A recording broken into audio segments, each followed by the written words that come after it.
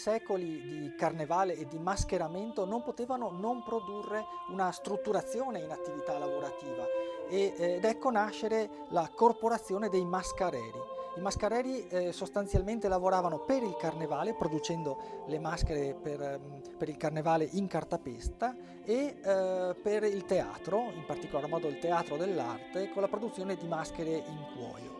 E tra le tante maschere tipiche del carnevale veneziano va sicuramente segnalata questa, che è il medico della peste.